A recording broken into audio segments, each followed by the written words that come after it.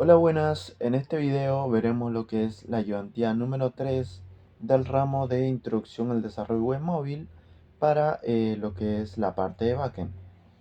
Bueno, para esta ayudantía veremos lo que es primero la configuración de Handfire, la configuración de Cloudinary y también veremos la creación de dos jobs que se nos piden en el taller.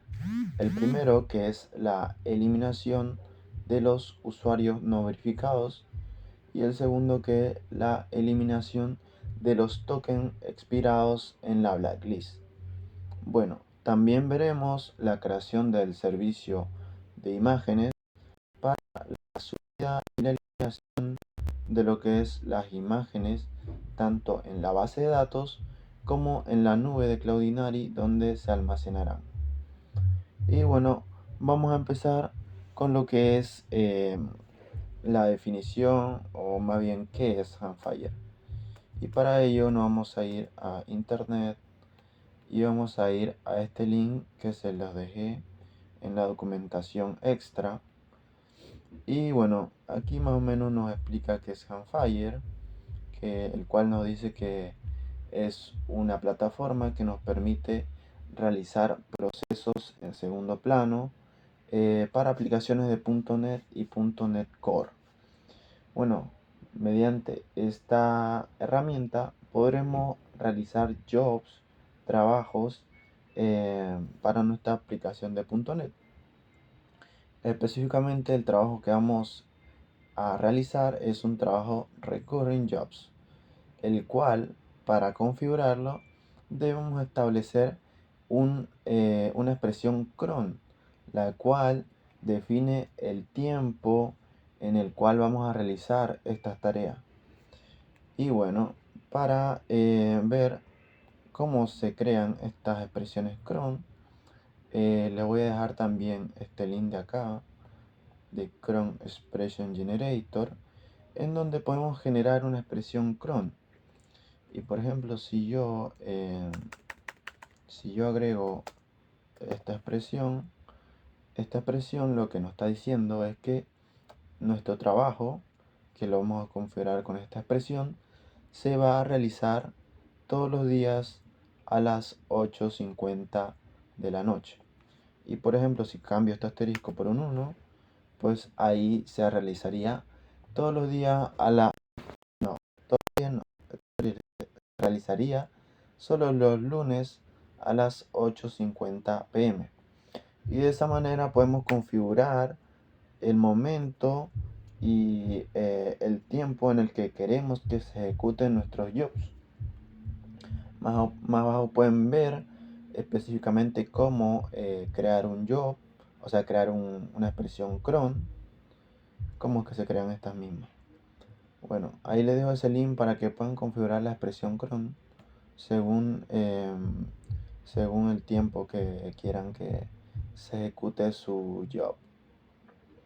Bueno, ya visto eso, ahora vamos a empezar a agregar configuraciones en lo que es el app settings de nuestro proyecto.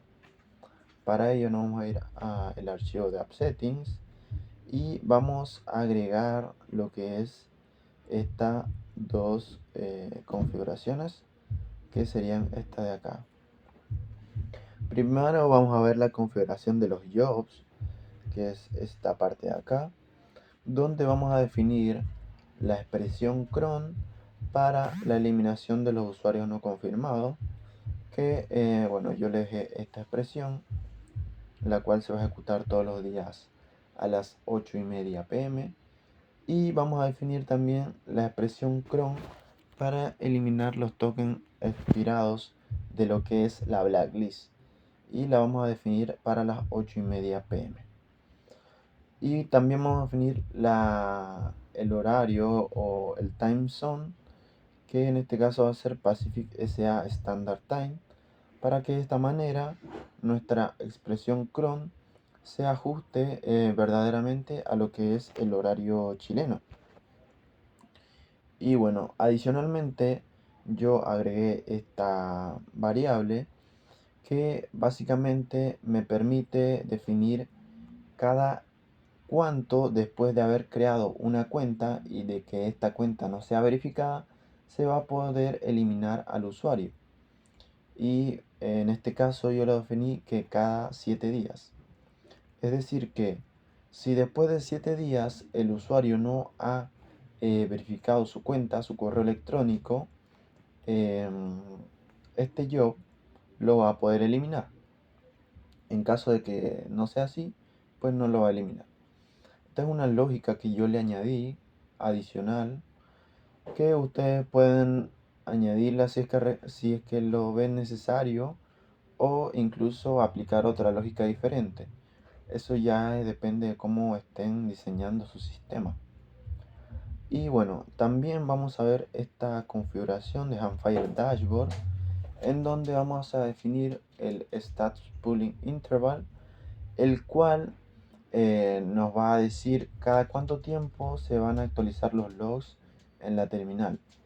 Y en este caso le pusimos cada 7 segundos, para que de esta manera no nos muestren logs de forma constante y no se nos llene lo que es la terminal al momento de ejecutar la aplicación. También vamos a definir un título para lo que es nuestro dashboard. En este caso yo le puse este. Y bueno, vamos a definir la dirección o el path donde se va a estar ejecutando nuestro dashboard, que en este caso va a ser Handfire, ya que en este dashboard vamos a poder ver lo que son los jobs, lo que son los jobs que se están ejecutando y todo el proceso. Y finalmente le vamos a añadir una configuración para que en el dashboard no se pueda visualizar lo que es el nombre de la base de datos. Bueno, me parece que esas son las configuraciones que vamos a tener por el momento en el App Settings. Y bueno, ahora nos vamos a ir a las configuraciones necesarias en el program. Bueno, en el program lo que vamos a necesitar configurar es primero esta parte de Handfire Configuration, en donde vamos a obtener la expresión cron para la eliminación de usuarios, obtenida directamente de lo que es el App Settings con la clave que nosotros definimos recientemente. Este es el cron para eliminar los usuarios no confirmados.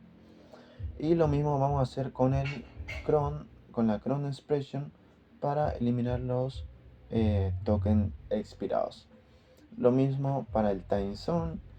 Y una vez obtenidas esas variables, lo que vamos a hacer es añadir el Handfire a nuestros servicios. Y bueno, para ello es necesario tener el nombre específico de nuestra base de datos, ya que Handfire va a utilizar o va a necesitar nuestra base de datos para su funcionamiento. Para ello vamos a obtener en primera instancia la connection string_db, que es como la variable que configuramos para nuestra base de datos, que en este caso yo la configuré en esta parte. Y básicamente es esta variable que de connection string_db, que la obtuve del archivo .env con la clave database URL, que lo tengo en esta parte de acá. Vamos a recuperar esta variable. Y bueno, una vez recuperemos eso, lo que vamos a hacer es extraer el nombre exacto de nuestra base de datos, en donde vamos a obtener el data source, lo que significa que finalmente vamos a estar obteniendo el nombre real de nuestra base de datos, que es database.db en mi caso.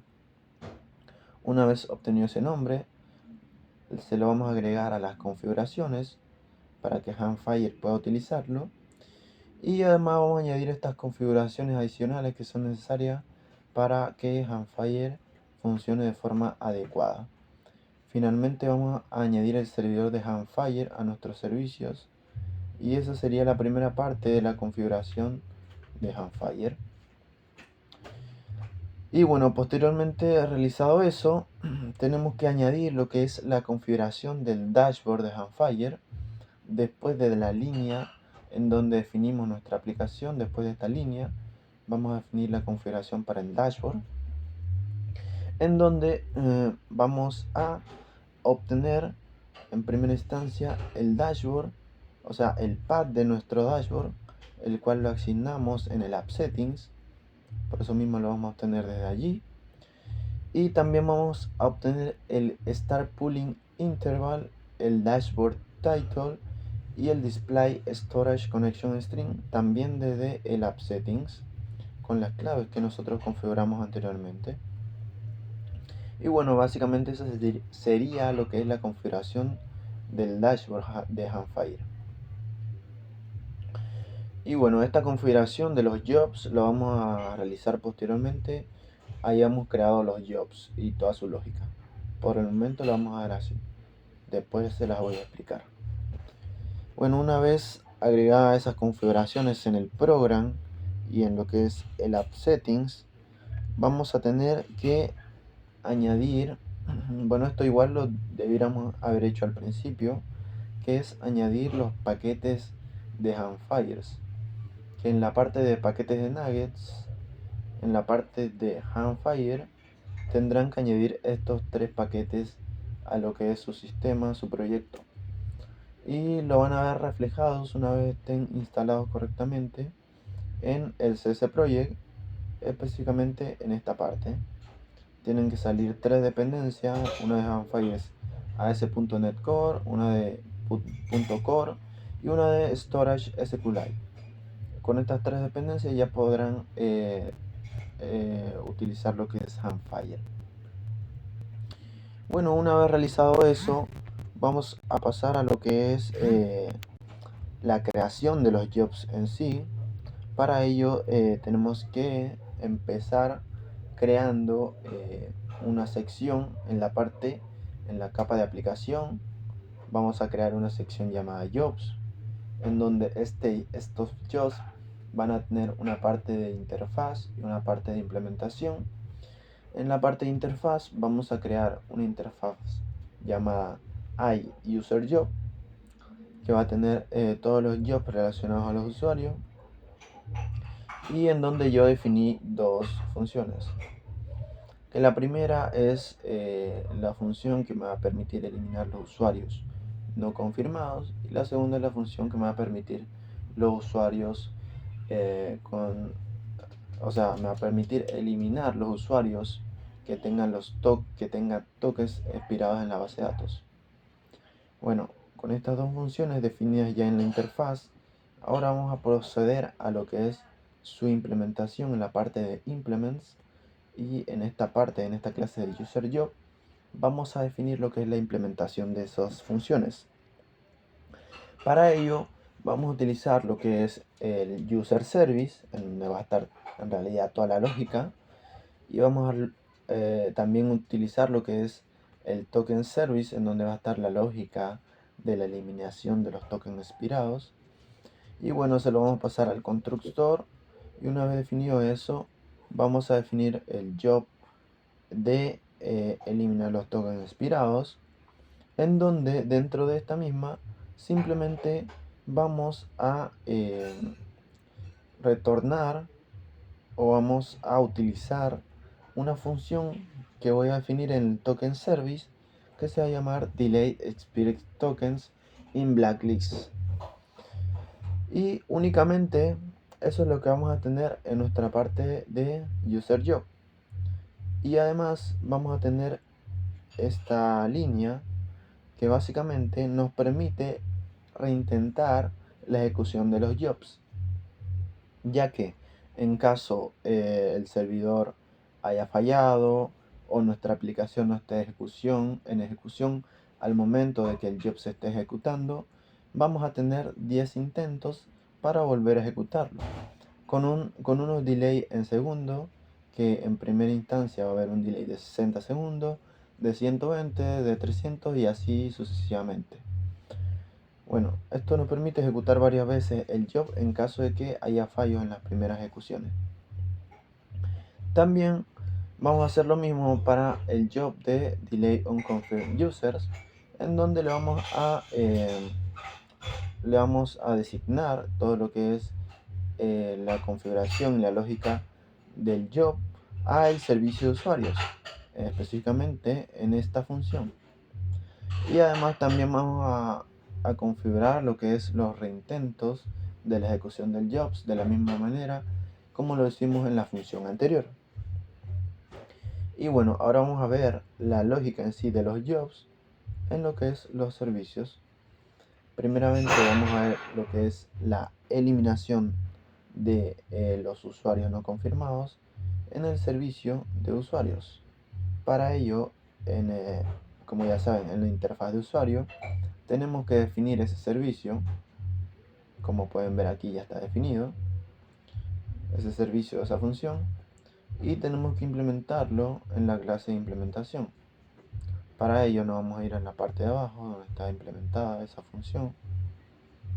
Vamos más abajo, más abajo, más abajo, más abajo, o creo que nos pasamos, y aquí está la función. Y esta función básicamente nos permite eliminar los usuarios no confirmados. Y para ello, como no tiene mucha lógica, se la vamos a designar al user repository, que es el que finalmente tiene el acceso a la base de datos y es el que finalmente va a eliminar nuestros usuarios no confirmados. Para ello vamos a llamar a este método en el user repository y le vamos a mandar lo que es el days to delay un verify account, que como se los expliqué anteriormente cuando estaba definiendo las variables en el app setting, esta variable nos va a permitir conocer o definir el tiempo en el que una cuenta no verificada pueda ser eliminada. Y como pueden ver, la tienen que obtener desde App Settings. Para ello lo definí primeramente en esta parte y después obtuve lo que es la variable desde la configuración, o sea desde App Settings, con esta clave. Bueno, una vez obtenida esa variable, lo que voy a hacer es enviarla a espérenme. Lo que voy a hacer es enviarla a la función que elimina los usuarios. Y bueno, finalmente retorno lo que es un log de información. Y además esta función que está en el repositorio de usuarios me va a retornar un in que representa los usuarios que fueron eliminados exitosamente. Y para ello lo voy a guardar en esta variable de deleted users y finalmente lo voy a retornar en lo que es mi función. Bueno, una vez visto eso, ahora vamos a pasar a lo que es nuestro repositorio de usuario, que se encuentra en la parte de infraestructura, en la parte de repositorios, en la parte de interfaz. Podemos ver que aquí está definido nuestra función que elimina a los usuarios, en donde esta tenía que recibir una variable de tipo in definida como days to delay un verify account, y la cual está definida pues en la implementación de esta clase. Y bueno, vamos a ver cómo está implementada esa función. Y como pueden ver, esta es la lógica que elimina finalmente los usuarios no confirmados de nuestro job. Para ello primero obtengo lo que es el datatime .utcnow, o sea el tiempo actual, y en primera instancia vamos a eliminar los códigos de verificación relacionados con lo que es nuestros usuarios que van a ser eliminados, nuestros usuarios no verificados. Cabe destacar que anteriormente yo no tenía lo que es el modelo de, en este caso, verification code, pero después de una refactorización, un cambio en mi lógica, decidí agregar esta clase. En su caso, si es que no tienen esta clase de verification code, claramente no será necesario eliminar los verification codes. En caso de que sí la tengan, sería recomendable que puedan eliminar estos verification codes, ya que una vez eliminemos los usuarios, este tipo de clase va a estar como por alguna manera huérfanas, por lo que es recomendable eliminarlos. Para eliminarlos, lo que vamos a hacer es hacer una llamada a la tabla que los contiene, en donde vamos a primeramente compararlos de alguna manera, comparar su clave que tienen, el verification code, comparar la clave de user ID para que los usuarios relacionados a esta clave, primeramente, como ven aquí, estoy comparando este verification code, su clave de user ID, con la clave del usuario, UID. Además, estoy comparando o estoy garantizando que el campo de email confirm del usuario sea falso, o sea que el usuario no esté verificado. También estoy comparando que el usuario no esté eliminado a través de este campo del user que es isDeleted. Solo vamos a obtener los usuarios que no estén eliminados, los usuarios que no estén verificados y los usuarios que coincidan exactamente con la clave del verification code. Y también, como lógica adicional por mi parte, vamos a eliminar los usuarios que tengan la cuenta creada después de 7 días. Es decir, como yo tengo esta variable o este atributo de mi usuario que se llama createdAt, el cual me define la fecha en que fue creado mi usuario, le voy a añadir los días en el cual defino que un usuario debe ser eliminado, que en este caso sería 7, para compararlo con la fecha actual. De esta manera puedo garantizar que voy a eliminar todos los usuarios que no estén eliminados, que no estén verificados y que hayan sido creados, o mejor dicho, que lleven creados más de 7 días, que su cuenta lleve más de 7 días creado y que coincidan con la clave de lo que es mi verification code, con la clave de user ID. De esta manera, ejecutando este punto execute delay async, elimino todos los códigos de verificación relacionados a los usuarios que cumplen con las condiciones de eliminación. En este caso, yo no estoy usando lo que es el soft delay, ya que considero que para las claves de verificación no es necesario utilizar esta parte. Pero eso se lo dejo igual a su criterio. Y bueno, después de eliminar los códigos de verificación, vamos a lo que es lo más importante, que es la eliminación de los usuarios no confirmados. Para ello, vamos a acceder a la tabla de usuarios y vamos a obtener los usuarios que tengan el campo de email confirm en falso, o sea que no estén verificados, que no estén eliminados y que su cuenta haya sido creada después de 7 días, o mejor dicho, que su cuenta lleve creada 7 o más de 7 días. Y los usuarios que cumplan esa condición, vamos a actualizar su propiedad de isDeleted con esta función de execute y update async, que cambia una propiedad de nuestro usuario, que en este caso va a ser la propiedad de isDeleted, en donde le vamos a marcar a true. De esta manera estamos haciendo una eliminación o un soft delete. Lo que quiere decir es que no lo estamos eliminando de la base de datos y que simplemente la estamos marcando como eliminado mediante este campo. Y finalmente vamos a retornar los usuarios que fueron eliminados correctamente. Bueno, esta es la lógica final de lo que es mi eliminación de usuarios no confirmados.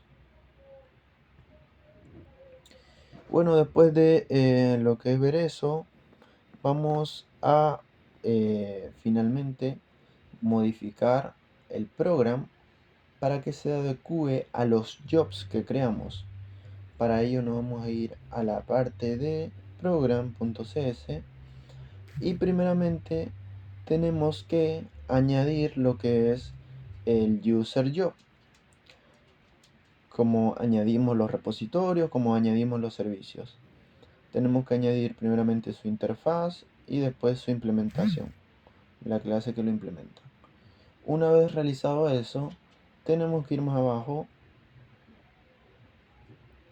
Tenemos que, después de la configuración de lo que es el dashboard y la configuración de lo que es el data science, vamos a configurar los trabajos de Handfire. Para ello vamos a primeramente configurar el job ID con el nombre de lo que es nuestra función o nuestro trabajo definido en userJob que elimina los usuarios en primera instancia. Esta configuración es únicamente para el job de delete un confirm user. Después de realizar eso, vamos a añadir un recurring job y en este caso vamos a añadir el user job, le vamos a asignar el job ID que obtuvimos anteriormente y le vamos a asignar un job, que en este caso el job va a ser el delete un confirm users, el cual está definido en nuestro user job, como pueden ver acá. Le vamos a agregar este job a esa configuración. Una vez agregado eso, le vamos a pasar también nuestra expresión de cron para eliminar los usuarios que obtuvimos anteriormente en la configuración inicial del Handfire. Y bueno, finalmente le vamos a añadir opciones que le definimos la zona horaria, que en este caso va a ser la zona horaria de Chile que obtuvimos anteriormente en la parte inicial de la configuración de Handfire. Básicamente esa es la configuración para añadir nuestro job de delete un confirm user. De la misma manera vamos a añadir la configuración para el segundo job que elimina los tokens expirados en la blacklist. Vamos a obtener primeramente el job ID, obteniéndolo de la función o del nombre de nuestra función. Vamos a asignar el job ID en la agregación de lo que es el recurring job. Vamos a asignar el job que vamos a ejecutar, que va a ser el delete expirant token in blacklist. Vamos a agregarle la expresión que lo va a definir y vamos a agregarle la zona horaria que ya definimos anteriormente. Y con esa configuración ustedes ya pueden ejecutar su proyecto y ya podrían probar si es que su job está funcionando o no está funcionando. Vamos a esperar que se ejecute nuestro proyecto para entrar a lo que es el dashboard. Vamos a esperar un poco. Está tardando en compilar.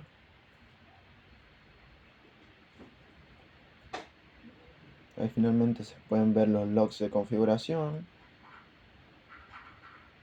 Y como se pueden ver, no está entregando mucha información de lo que son los jobs. Si nos vamos primeramente a la base de datos, podemos ver que se nos agregaron varias tablas, como esta job queue, esta job parameter, y eso quiere decir que nuestra configuración inicial de Handfire está funcionando, ya que se está utilizando la base de datos que tenemos en nuestro proyecto. También vamos a ir finalmente al dashboard, entrando a lo que es nuestro localhost y el puerto en donde se ejecuta nuestra aplicación, y agregándole el path de Handfire, el path que configuramos para definir dónde se va a ejecutar nuestro panel de Handfire. Como pueden ver, aquí está el título que nosotros le pusimos a nuestro panel, y si nos vamos acá podemos ver que el servidor está configurado, que es nuestra PC, o en este caso mi PC, y que hay dos trabajos recurrentes definidos. El primero es el delete unconfirmed users, y el segundo es el delete experience tokens in blacklist. Con esto podemos ya tener certeza de que nuestros trabajos están configurados, y bueno, cuando se vayan a ejecutar, que en este caso sería en 5 horas, vamos a lo que es la parte de tareas, y en primera instancia se nos va a mostrar en la parte en cola, y cuando se completen nos va a mostrar acá las tareas que fueron completadas. Como pueden ver, yo ya probé mis jobs, y aquí se pudo ejecutar lo que es la eliminación de los usuarios no confirmados, en donde tuvo un estado de exitoso, y lo mismo sucedió con el otro job, que de igual manera tuvo un estado de exitoso. De esta manera ustedes pueden ver lo que es la ejecución de sus jobs y si se ejecutan de forma adecuada. Bueno, esa es más que nada la parte de Handfire, la parte de creación de los jobs, la parte de configuración de los jobs, y finalmente mostrar cómo se pueden ejecutar estos jobs, y que deben verificarlos en la parte del dashboard. Además, si ustedes quieren probar en este caso su job, pueden configurar el cron job para que en este caso se pueda ejecutar al mismo tiempo que desean probarlo. Por ejemplo, en este caso yo lo tengo configurado para las 8:30 de la noche, pero como actualmente son las 3:22, puedo configurarlo para que se ejecute a las 3:30. De esta manera puedo probar mi yo en el instante que yo desee. Bueno, vamos a detener lo que es la ejecución del proyecto, y bueno, finalmente todo eso es la parte de Fire y Jobs. Ahora vamos a ver lo que es la configuración de Cloudinary y la creación del servicio de imagen. Para ello nos vamos a ir primeramente a lo que es Cloudinary, que igualmente se lo dejé en esta parte de documentación extra. Vamos a registrarnos en Cloudinary. Una vez se puedan registrar, vamos a ir a lo que es, bueno, voy a iniciar sesión yo.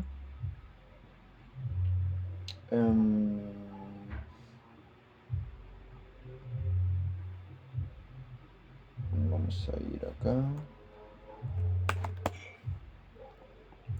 nos vamos a loguear. Voy a loguear con mi cuenta.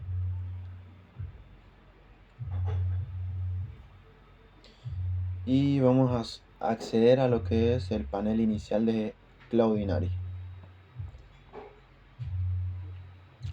Bueno, en esta parte ustedes deben visualizar lo que es el Cloudinary, específicamente el panel, y esta herramienta es la cual nos va a permitir gestionar y almacenar nuestras imágenes principalmente. Aquí es donde vamos a subir todas nuestras imágenes que están relacionadas a los productos. Y bueno, en primera instancia, para conectarnos a esta nube de Cloudinary, tenemos que ir a la parte de configuración o de settings, a la parte de API Keys, y tenemos que generar una API, una nueva API. Para ello nos pide una configuración, o sea, nos pide un código de nuestro correo. Vamos acá,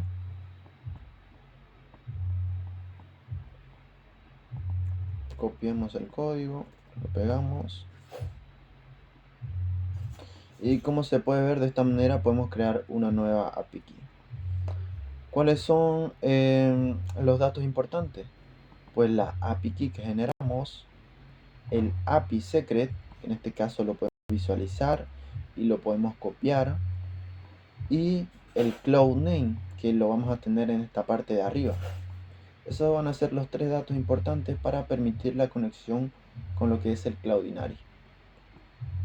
Una vez tengan esos datos, lo que vamos a hacer es agregarlos a nuestro archivo de environment, a nuestro archivo que contiene nuestras variables de entorno. Para ello nos vamos a ir a nuestro proyecto, y en la parte del .m, en el archivo .m, vamos a definir estas tres variables: una Cloudinary Cloud Name, la Cloudinary API Key y la Cloudinary API Secret. De igual manera tenemos que definirlo en el .example, esta vez sin entregar las variables que obtuvimos. Y bueno, esas son las variables que vamos a necesitar para nuestro Cloudinary. En el program, por el momento no vamos a configurar nada de Cloudinary, lo vamos a dejar simplemente así. Y vamos a proceder a lo que es la creación de los servicios de las imágenes, para de esta manera poder subir imágenes a Cloudinary y guardarla en la base de datos. Como pueden ver en mi parte de modelos, en la parte de productos, yo tengo una clase de imágenes que me permite almacenar las imágenes, o más que nada la información de las imágenes, en donde tengo una relación con los productos, en donde un producto puede tener muchas imágenes, por lo que tengo que definir esta ID del producto acá en mi clase, en mi modelo de image. Tengo que definir una ID, voy a definir también la URL de la imagen, la public ID, que es como una clave de la imagen, y bueno, también voy a agregar lo que es el modelo del producto para tenerlo de referencia. Y bueno, en este caso le voy a agregar un isDeleted para el soft delete. En este caso realmente no sé si lo voy a usar o si lo voy a mantener, pero en el momento lo voy a dejar ahí. Ustedes pueden ya profundizar ya en la lógica y ver si es necesario un soft delete o si sería conveniente una eliminación completa de lo que es la imagen.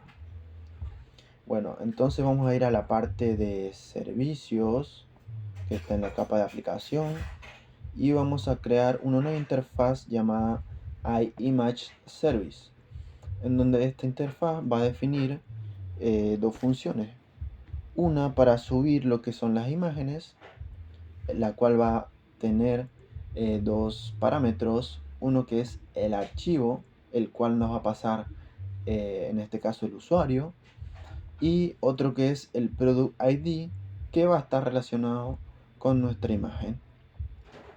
Y para la parte de eliminar, vamos a tener el parámetro de Public ID, que es la clave de la imagen, o una clave de la imagen. Una vez definidos en la interfaz, vamos a proceder a su implementación en lo que es la clase ImageService. Como siempre, heredamos de la interfaz, definimos primeramente nuestra variable privada, que voy a necesitar la configuración,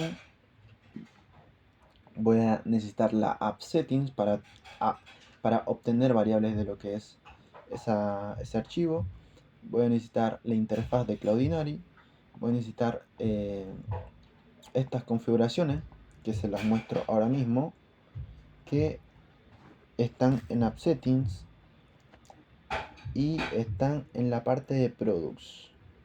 Voy a necesitar configurar todo esto. En este caso, por el momento esta no lo voy a utilizar, ya que no está en mi lógica actual. Y simplemente voy a utilizar todo esto. Voy a utilizar una imagen por defecto, que esto va a ser al momento de crear un producto. Voy a necesitar una default page size, que esto igual, esta lógica todavía no la voy a necesitar. Simplemente voy a necesitar la configuración de lo que es la imagen. En primera instancia voy a definir las extensiones que va a permitir mi sistema para las imágenes, que son JPG, JPG y todo esto. Voy a necesitar el tamaño máximo de la imagen, que en este caso son 5 megabytes, que esto está en bytes, pero llevado a megabytes son 5. Voy a definir la transformación, o más que nada este width. Voy a definir también este transformation crop, transformation quality y transformation phase. Y bueno, ustedes dirán, ¿de dónde es que sacan estas variables? Y bueno, estas variables las obtengo desde directamente de Cloudinary. Y es que Cloudinary, voy a buscarlo, Image Transform Studio, tenía un link por acá.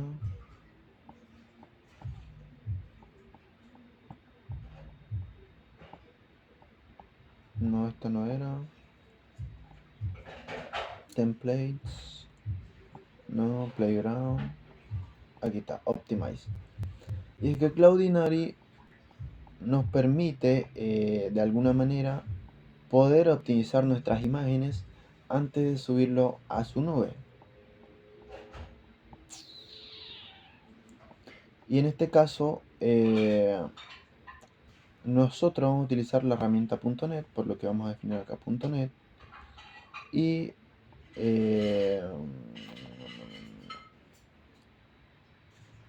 aquí está .NET. Y aquí podemos como de alguna manera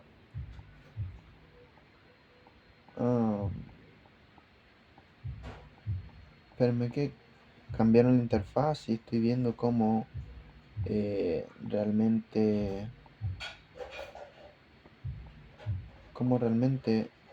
configurar lo que son los parámetros. Realmente ahora no me acuerdo dónde estaba.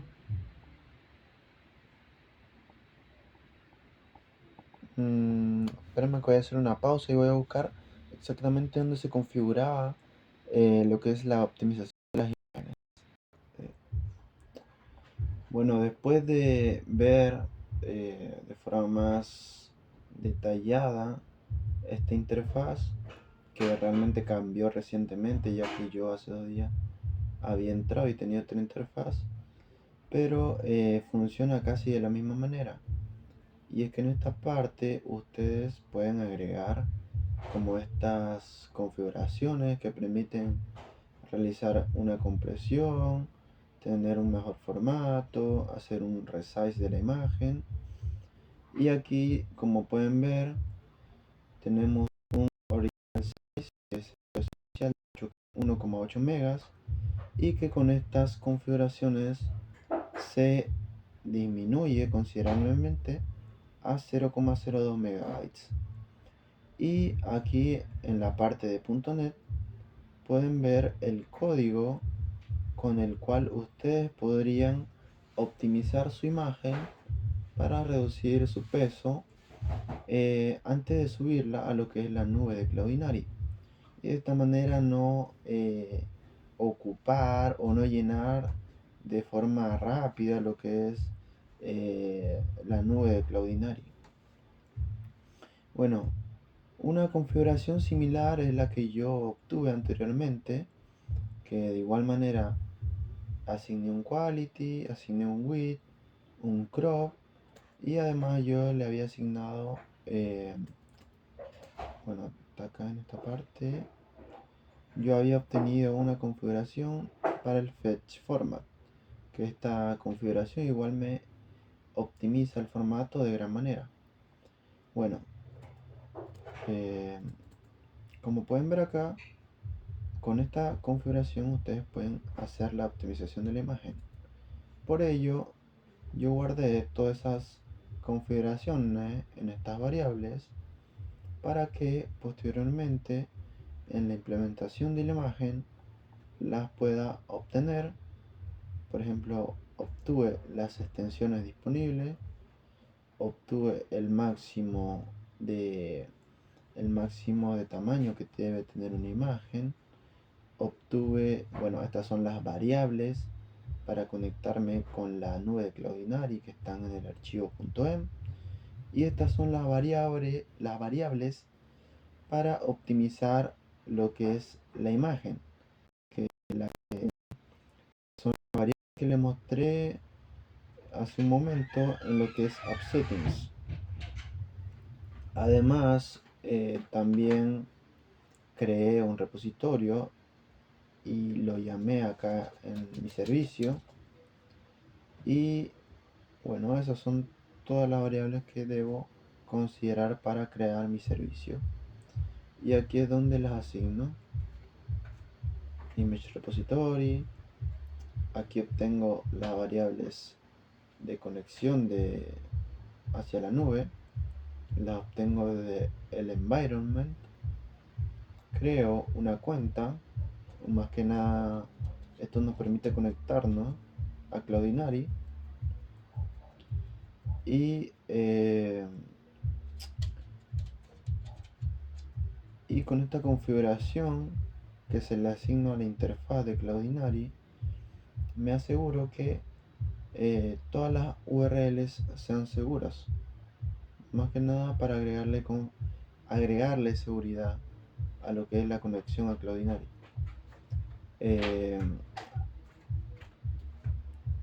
Obtengo lo que son las variables de transformación, de optimización de la imagen, y también las variables de max file size in byte y la variable de allow extension. Una vez definido todo eso, bueno, procedo a lo que es crear mis funciones, crear la lógica. Pero antes de ello se me olvidó mencionar que ustedes deben agregar lo que es el paquete de Cloudinary para .NET, el cual se encuentra en esta sección de nuggets, en la parte de Cloudinary, y es este paquete llamado Cloudinary, el cual lo deben agregar a su sistema y deben verificar que se vea reflejado en esta parte de .ccproject, y en mi caso se encuentra acá con esta versión 1.28.0. Bueno, ahora sí podremos implementar lo que es finalmente la lógica de nuestros servicios, y vamos a empezar con la función de upload async, que nos permite subir imágenes. Para ello primero vamos a validar la ID del producto.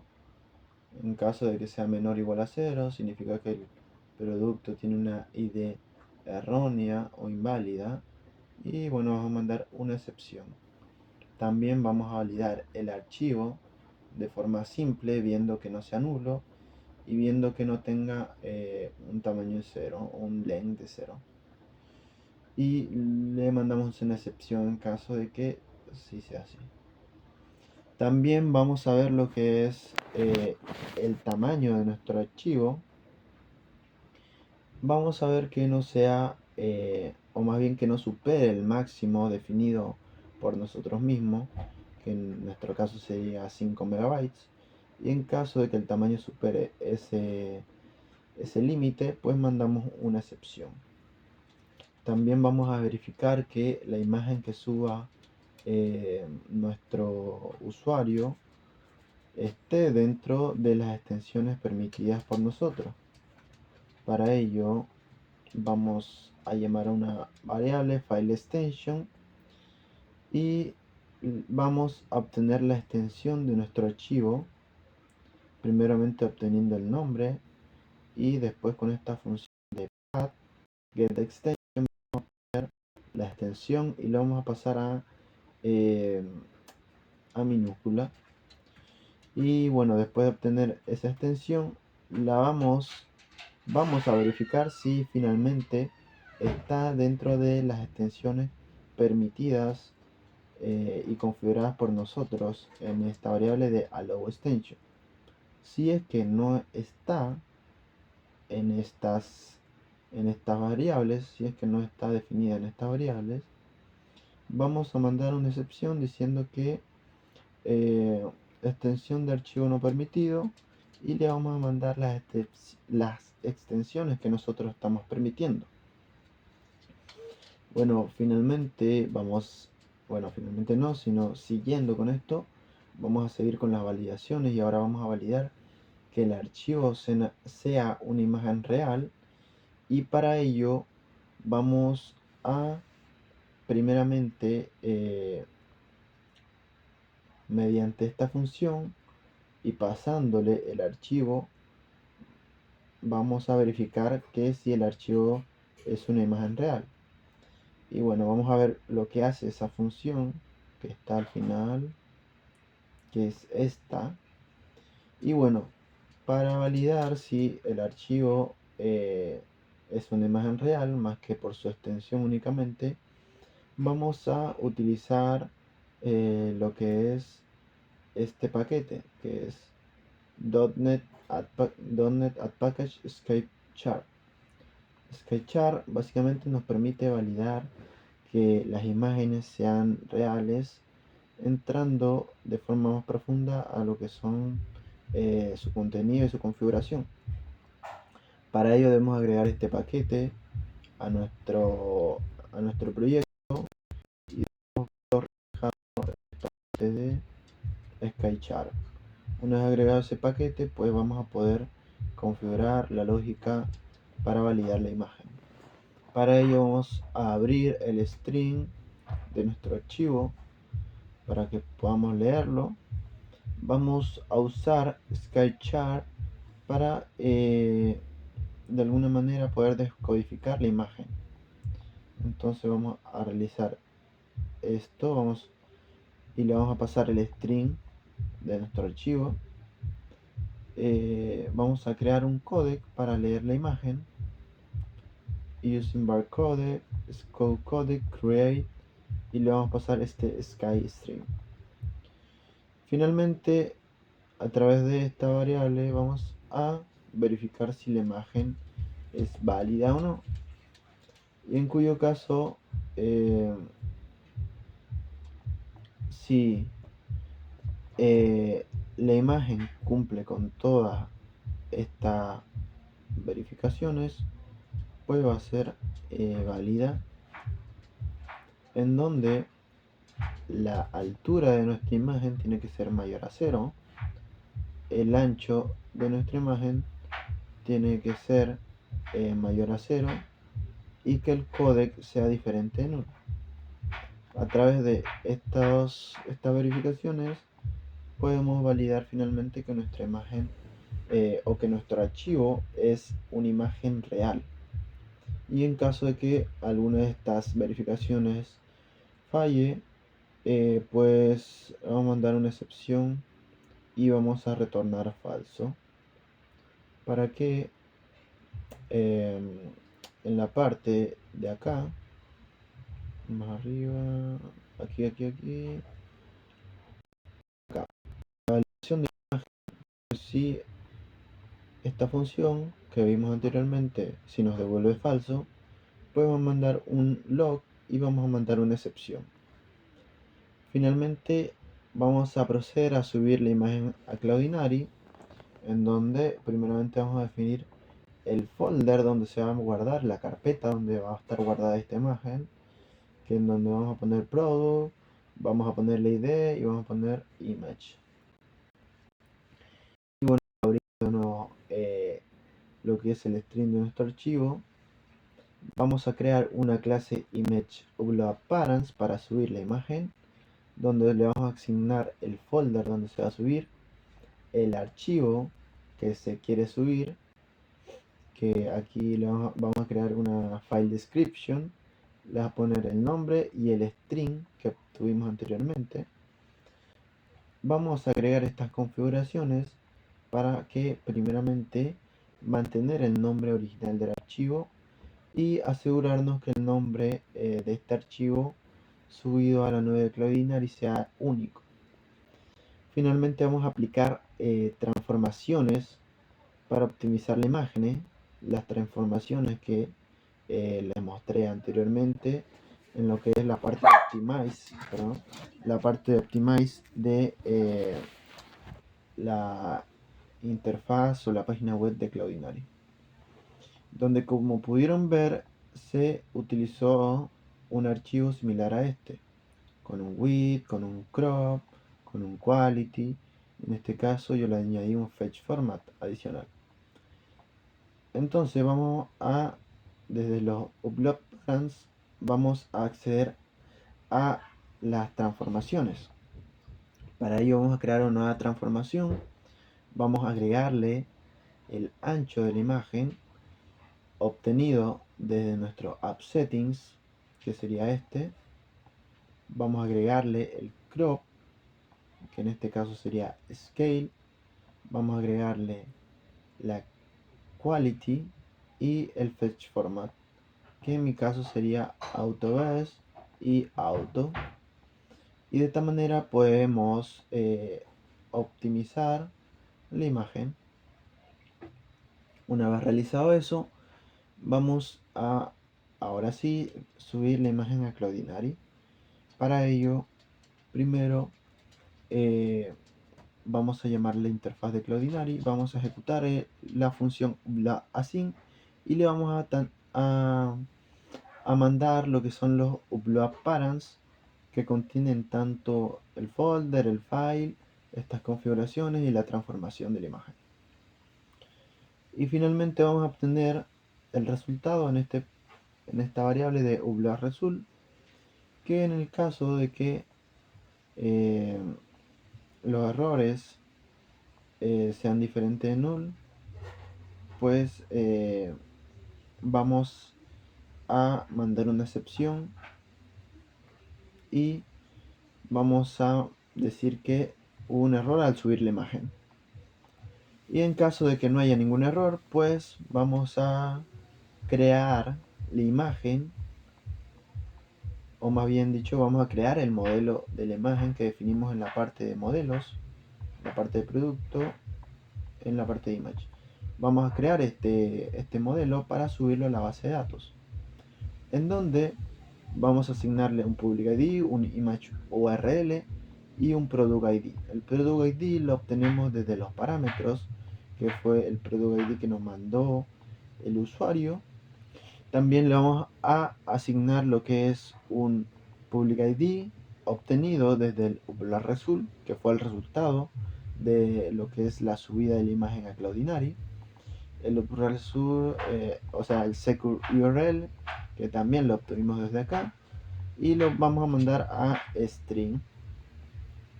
Y bueno, finalmente vamos a guardar la información a la base de datos. Para ello nos vamos a apoyar de un image repository y nos vamos a apoyar de una función de escribir async, en donde nosotros simplemente le vamos a mandar la imagen o el modelo de la imagen creada.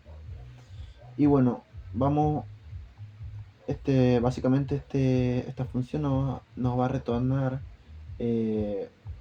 unas nos va a retornar unos valores, que en este caso va a ser un booleano, y si el booleano pues es falso, o sea quiere decir que hubo un error al subir la imagen, pues vamos a proceder a mandar este log y vamos a proceder a eliminar la imagen de Cloudinary mediante esta función. ¿Y por qué vamos a hacer esto? Porque básicamente si no pudimos subir el modelo de la imagen creada en Cloudinary a nuestra base de datos, pues no nos va a servir de nada tener almacenada la imagen en Cloudinary, ya que esta imagen no va a estar asociada a ningún producto. Por ello la vamos a eliminar mandándole el public ID, y de esta manera la eliminamos de Cloudinary. Y finalmente obtenemos los resultados y vemos que si hubo un error al eliminar la imagen Cloudinary, pues mandamos una excepción, y si no, mandamos una excepción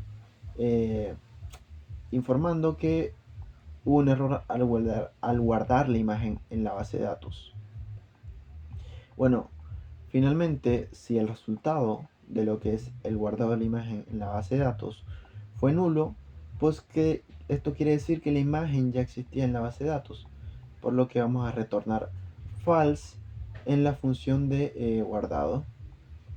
Y finalmente, si la imagen fue subida exitosamente en nuestra base de datos, vamos a retornar true.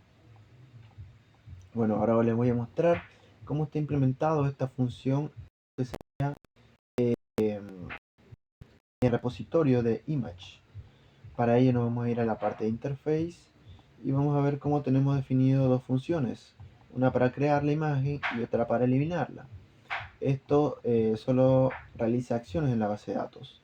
Entonces vamos a la parte de implementación y como pueden ver, heredamos de la interfaz, obtenemos lo que es el data context, se lo asignamos en el constructor, y aquí tenemos la primera función de createAsync, que va a devolver un booleano o nulo, y en este caso va a recibir una imagen, un modelo de imagen. Y en primera instancia vamos a obtener lo que es la imagen, o más bien verificar si la imagen existe, en donde desde la tabla image vamos a buscar si existe alguna imagen que tenga el mismo public ID de la imagen que se creó pero que todavía no se añadió. Entonces, si ya existe una imagen con el mismo public ID que de la imagen que se quiere añadir, pues vamos a retornar nulo en este caso. Si esto es true, pues retornamos nulo. Si es false, o sea, si no existe ninguna imagen con el public ID de la imagen que queremos subir, pues vamos a entrar a este if. Y en este if, ¿qué es lo que hacemos? Pues primeramente añadimos la imagen a lo que es nuestra base de datos, a la tabla de image. Y finalmente, si se pudo añadir esta imagen, o sea, vamos a añadir la imagen a la tabla de la base de datos, y finalmente vamos a guardar los cambios en lo que es la base de datos. Si este procedimiento va a retornar un valor de 1, en ese caso significa que se pudo guardar la imagen exitosamente, por lo que se va a comparar ese 1 con el 0, y en el caso, o sea, en ese caso, esta verificación va a ser true, o sea, va a ser correcta, y por lo que se va a retornar true. En el caso de que no se haya podido guardar los cambios, esto no va a retornar 0, por lo que no se va a poder cumplir esta verificación, ya que 0 no va a ser mayor a 0, vamos a retornar falso. Y de esta manera, en el image service, vamos a poder verificar los diferentes valores que se nos devuelva, como ya lo mencioné acá. Si es nulo, pues no se pudo crear, o más bien la imagen ya existía en la base de datos. Si es true, pues se pudo crear la imagen correctamente. Y si es false, pues no se pudo guardar la imagen en la base de datos. Básicamente eso. Y ahora vamos a pasar a la función de eliminar la imagen, en donde vamos a necesitar un public ID. Bueno, esta función depende si ustedes quieren eliminar la imagen o no, pero bueno, vamos a ver lo que es la lógica. Ya después ustedes ven si es que la van a utilizar, si es que la van a implementar o si es que no. Bueno, en primera instancia vamos a crear un deletion parents donde le vamos a pasar el public ID. Y finalmente vamos a llamar a la interfaz de Cloudinary, vamos a llamar a la función de destroy_async y le vamos a pasar esos deletion parents que contienen el public ID de la imagen a eliminar. Finalmente vamos a obtener el resultado de esa operación.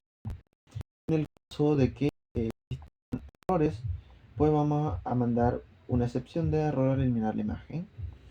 Y bueno, en el caso de que no sea así, que se haya eliminado correctamente, vamos a mandar un log de información donde digamos que la imagen fue eliminada exitosamente de Cloudinary. Posteriormente a eliminar la imagen de Cloudinary, vamos a pasar a eliminar la imagen de la base de datos. Para ello vamos a utilizar esta función del repositorio, donde le vamos a pasar un public ID. Y como pueden ver, este es el mismo proceso de recuperación del valor de la operación, en donde vamos a entrar a este if si el resultado es un booleano y si el resultado es falso, o sea que la imagen no se pudo guardar en la base de datos, en donde vamos a guardar, o sea, la operación no se pudo hacer en la base de datos, en lo que vamos a mandar esta excepción en caso de que sea así. En caso de que la operación sí se haya realizado, pues vamos a retornar un true y un log de información. Y en caso de que la información, o sea, la imagen ya haya estado eliminada, pues vamos a mandar este log y vamos a retornar este false.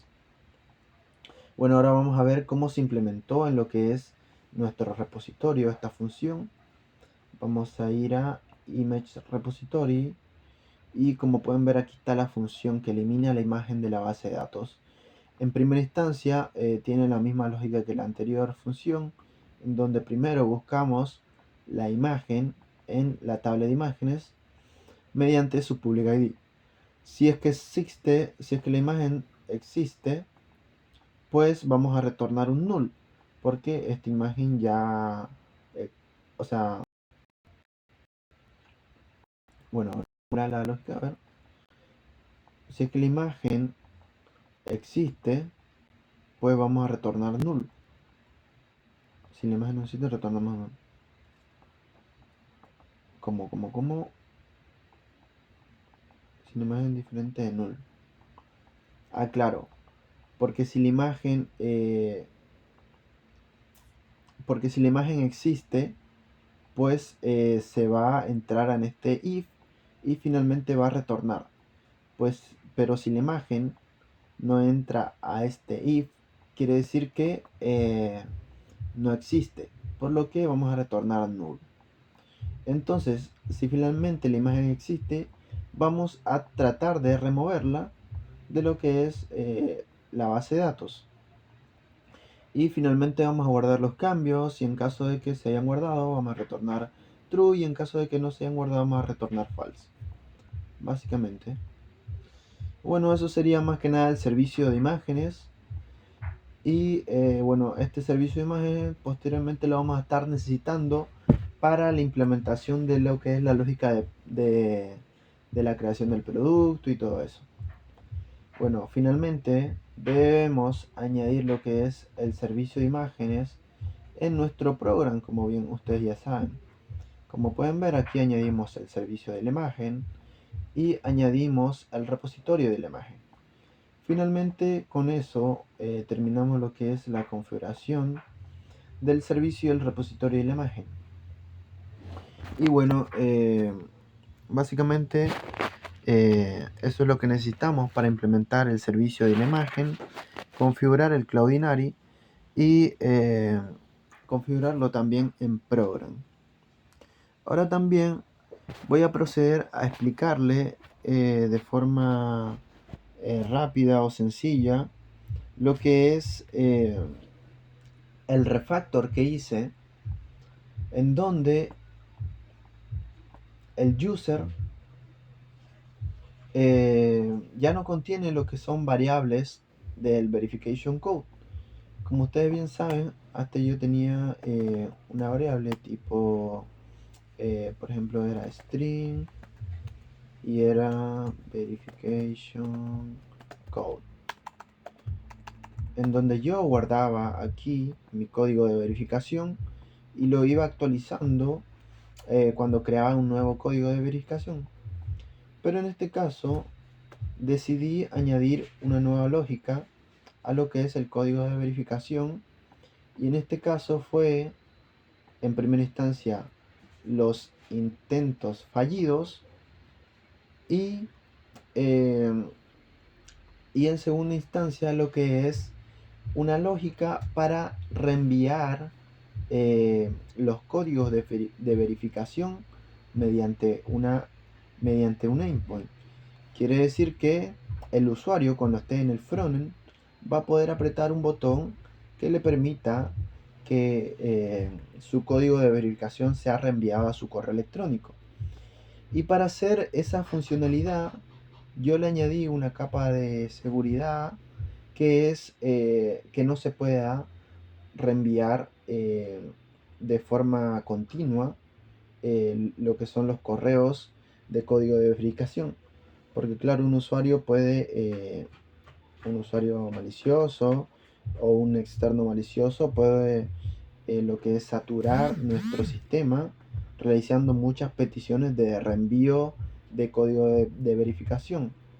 Por lo que yo le añadí una variable para de alguna manera evitar eso, en donde va a haber un delay entre envíos de código de verificación, por lo que necesito establecer una fecha de reenvío, y mediante esta fecha voy a comparar si pasó el tiempo suficiente para que el usuario pueda reenviar un nuevo código de verificación, y de esa manera evito que el usuario pueda reenviar código de verificación en el momento que se le antoje y las veces que se le antoje, sino que voy a establecer un delay para esa acción. Por lo mismo, aquí en mi modelo de verification code, bueno, obviamente tiene que tener el código, tiene que tener una ID y tiene que tener una expiración como ya lo tenía establecido. Y además le añadí la lógica de intentos fallidos y la lógica de date to resend, que establece la fecha en que el usuario podrá reenviar un nuevo código de verificación. Y además le añadí la relación con lo que es el user ID.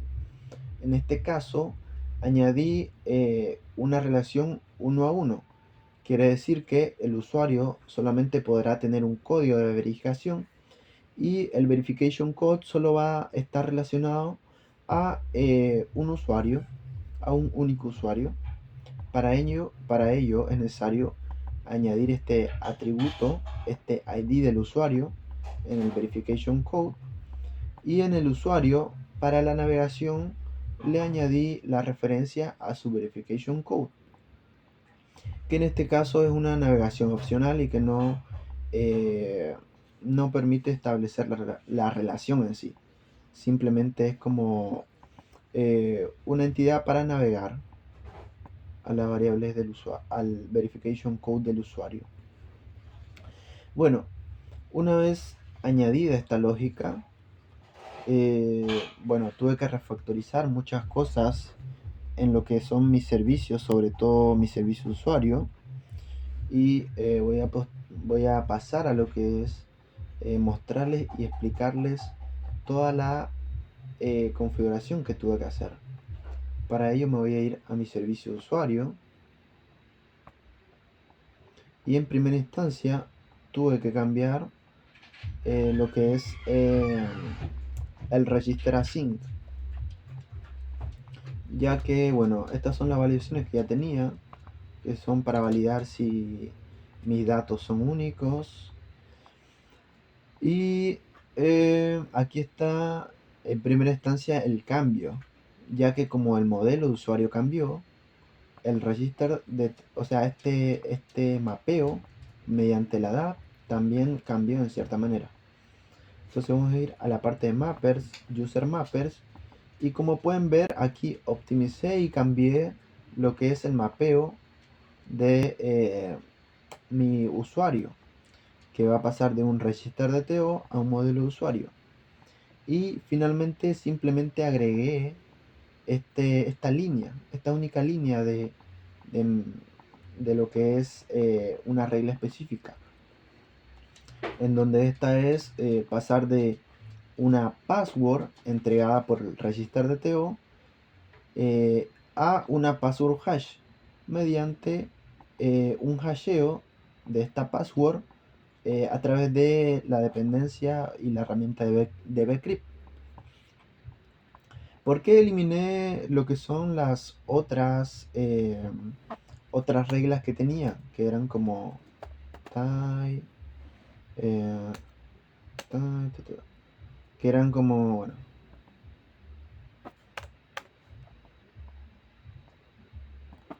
que era más o menos esta de acá, que obtenía el email del register de TO y se lo pasaba al email, al campo email del user, porque estas especificaciones eran redundantes, ya que si ustedes tienen en su DTO, si ustedes tienen en su DTO, que en este caso es mi register DTO, el mismo nombre de variable que en su modelo al cual quieren mapear, que en este caso es user, si ustedes tienen ese mismo nombre de variable, esta herramienta que nosotros usamos de Mapster automáticamente asigna esas variables sin que ustedes tengan que especificar las reglas en esta parte de configuración.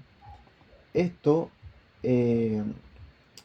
la herramienta de Mapster lo hace automáticamente, por lo que no es necesario añadir esas reglas. Si es necesario añadir reglas como esta, que como pueden ver las variables o los nombres de variables son diferentes, por lo que no se va a asignar automáticamente, por lo que es necesario añadir esa regla. Pero como ustedes ya saben, los nombres de variables de mi register de TO son prácticamente similares a los que tengo en mi user, como email, root, phone number, birthday, gender, y en mi user tengo los mismos nombres: email, root, phone number, birthday, gender y eso. Por lo que esas especificaciones que tenía anteriormente no eran tan necesarias. Y bueno, ustedes dirán también cómo es que se asigna esta variable de email confirm. Y es que de forma automática, cuando se crea el modelo, si yo tengo acá definido lo que es este atributo definido con un valor por default, esto al momento de crear el modelo se va a asignar automáticamente, por lo que tampoco tengo que tener una regla en específico en mi mapeo, simplemente se asigna de forma automática. Lo mismo con esta parte de rol igual a null, o sea, lo mismo con esta parte de rol ID, que yo de forma predeterminada el rol ID para cualquier usuario que se cree lo voy a establecer como un rol de customer, por eso tiene el ID número 2.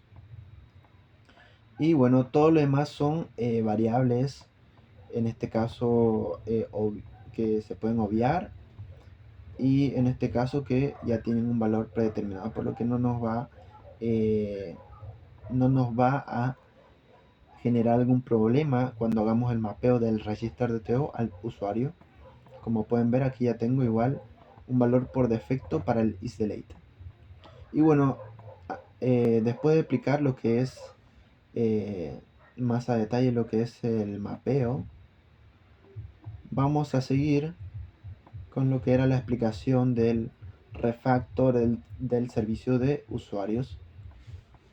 Y bueno, una vez mapeado el usuario, ahora sí correctamente, podemos crearlo como ya lo hicimos anteriormente. Y en este caso vamos a tener una función para generar un código y para generar una fecha de expiración. Y lo vamos a guardar en estas dos variables. Una vez la guardemos acá, vamos a generar una nueva clase de verification code, en donde le vamos a añadir el código de verificación generado y la fecha de expiración generada. Y bueno, también le vamos a añadir el ID del usuario, que lo vamos a agregar desde el usuario que creamos recientemente. Una vez creada esa clase, vamos a proceder a añadir ese verification code a lo que es la base de datos mediante esta función de createAsync y apoyándonos en lo que es un nuevo repositorio de verification code. Y bueno, añadimos finalmente en la base de datos y mandamos el correo de verificación como ya lo tenía establecido en la lógica anterior. Y bueno, aquí vamos a ver una nueva lógica igual para el email verification, para la verificación del email. Y bueno, estas son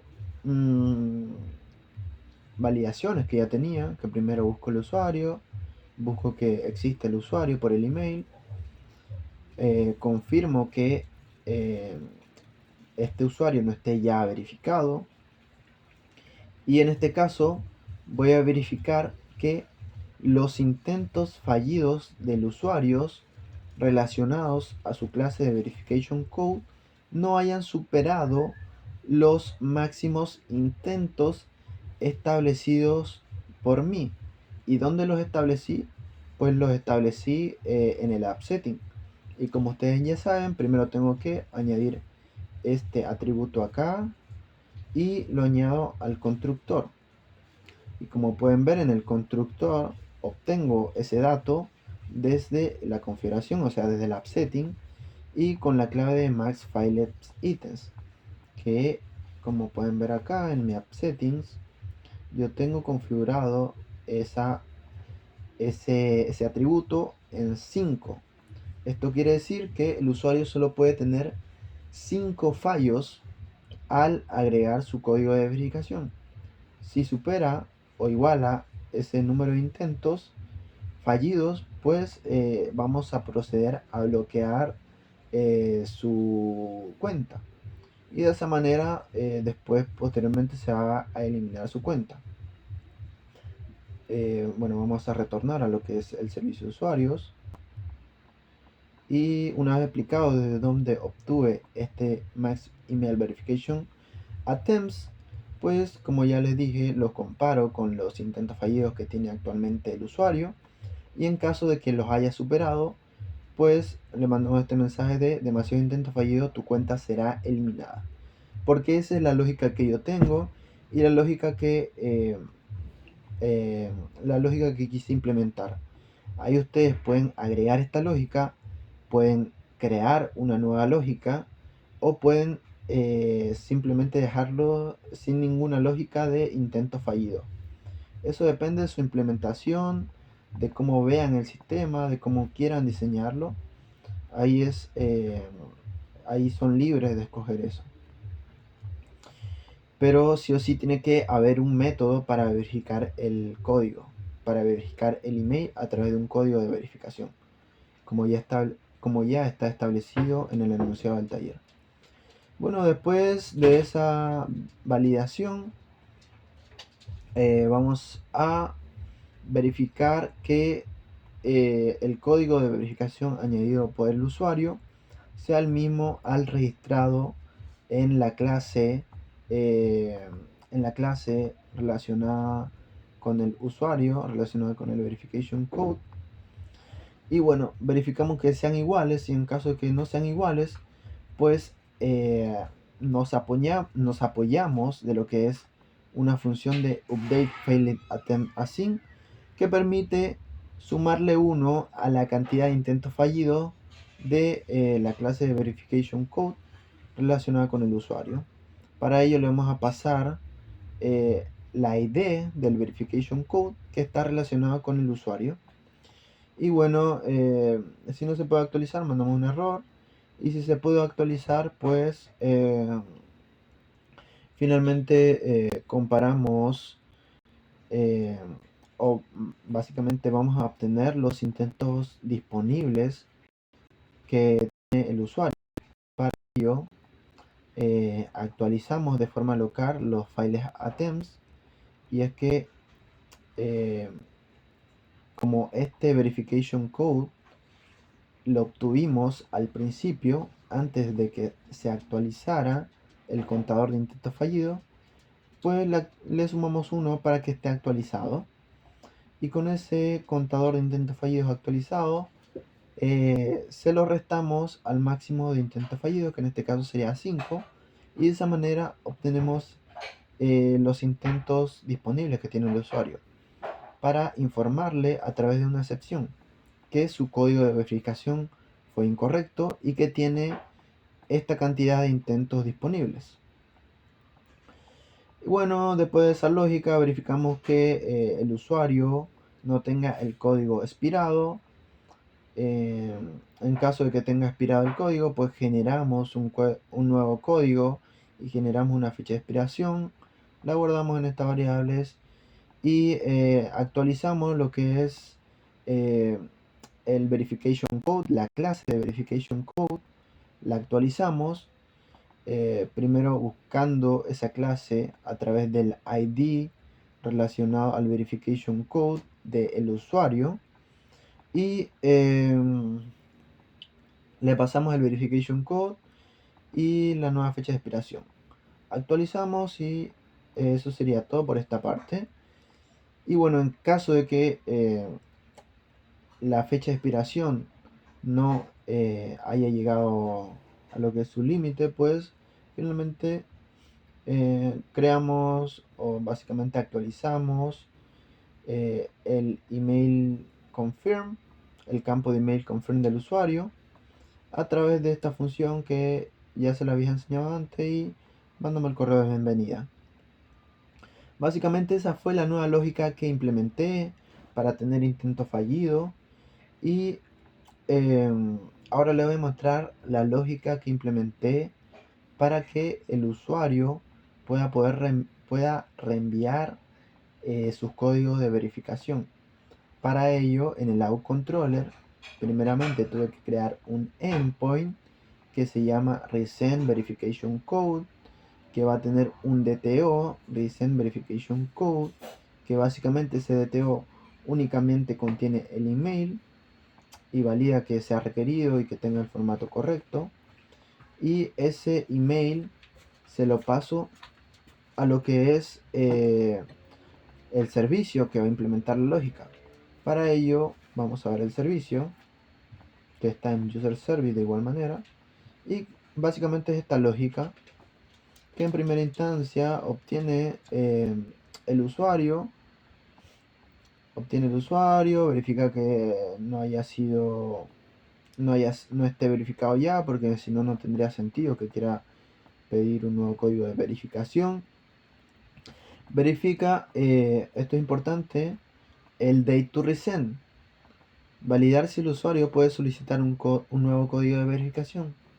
Y es que si el usuario recientemente ha pedido un nuevo código de verificación, no puede pedir un nuevo código de verificación hasta que haya pasado el tiempo suficiente para pedirlo.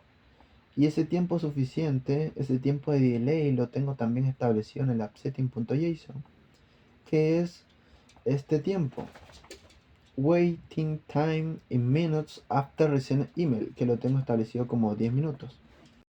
El usuario no va a añadir un nuevo código de verificación hasta que no haya pasado 10 minutos.